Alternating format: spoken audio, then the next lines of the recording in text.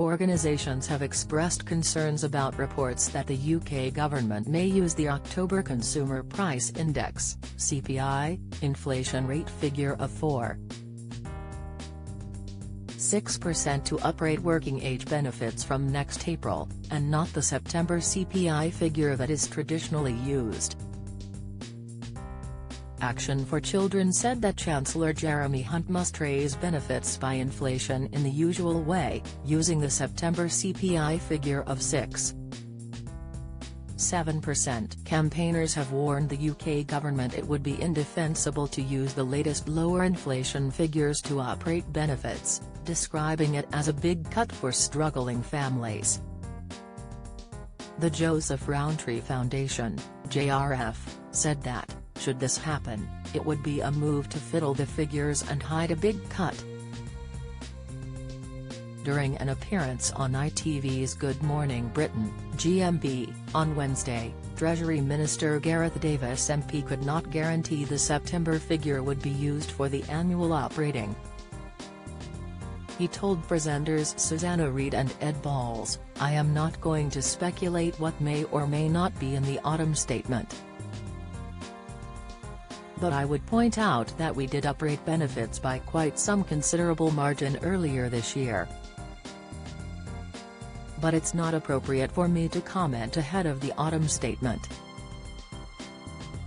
Organisations working with families and children have already expressed concern in recent weeks that benefits are not covering the basic cost of living for some of the lowest income households. Last month, a letter from Save the Children, the Trussell Trust Food Bank Network, the JRF, Action for Children, Citizens Advice and the Children's Society, urged Conservative MPs to demand Mr Hunt do the right thing by uprating benefits at least in line with September's inflation figure, 6.7%. JRF Chief Analyst, Peter Matejich, said many families live in a world where their income, in many cases, simply doesn't cover costs, while the government talks about cutting their support further. He added, "It's indefensible that the government is reportedly considering cutting the benefits of struggling families worried for their future, with news stories suggesting it plans to use today's figures, instead of last month's, to fiddle the figures and hide a big cut." The Chancellor should also take steps to ensure that universal credit, at a minimum, always enables people to afford the essentials.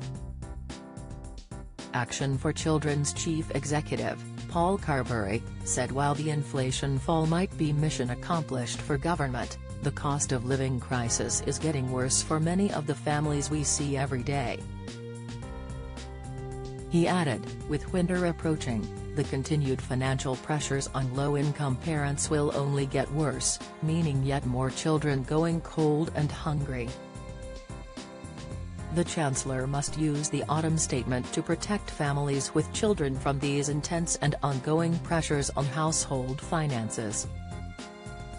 At the very least, he must raise benefits by inflation in the usual way using the September figure and reform cost of living payments to account for family size.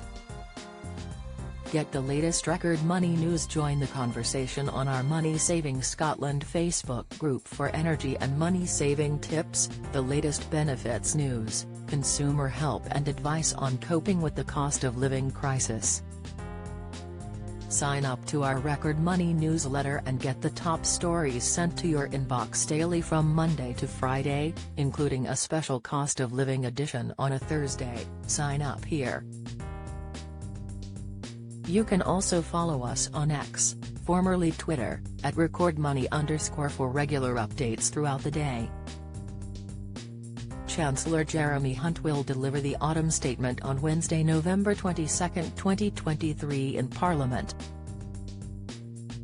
Join the Daily Records WhatsApp community here and get the latest news sent straight to your messages.